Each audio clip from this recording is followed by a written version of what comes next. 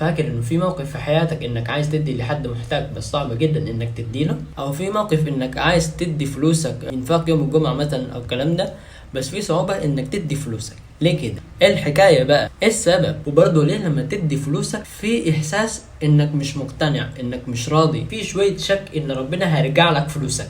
ليه كده؟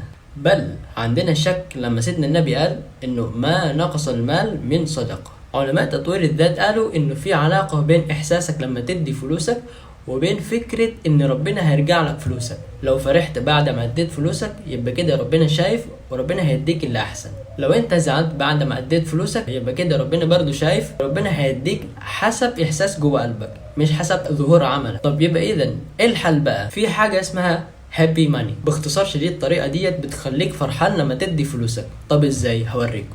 اولا جيب فلوسك من جيبك، ممكن على قد اللي انت عايزه.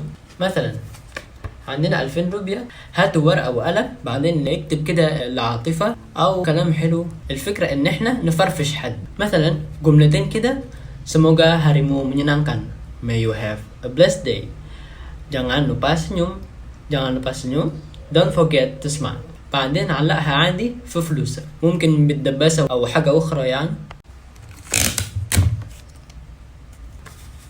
كده اهو، واترك فلوسك في مكان عشوائي. الله، حلو صح؟ الحاجة دي تنفع للطرفين. الفكرة انك تعمل سربرايز او مفاجأة لواحد عشوائي. الطريقة دي بتخليك فرحان لما تدي فلوسك، وبرضه بتخليه فرحان لما ياخد فلوسك، لان هو مش بس ياخد فلوسك بل هو يبص على العاطفة، يعني يبص على الكلام الحلو اللي انت كتبته. الفرح مش على قد فلوسك بل على قد اللي انت كتبته. حتى لو بجنيه واحد ممكن تقدر تفرحه. اسهل مكان اللي انت ممكن عملت حاجة دي يعني في سوبر ماركت، حطيت على سيكشن معين كده، يعني ممكن حتة مشروبات او مأكولات والكلام ده، يعني حطيت كده اهو.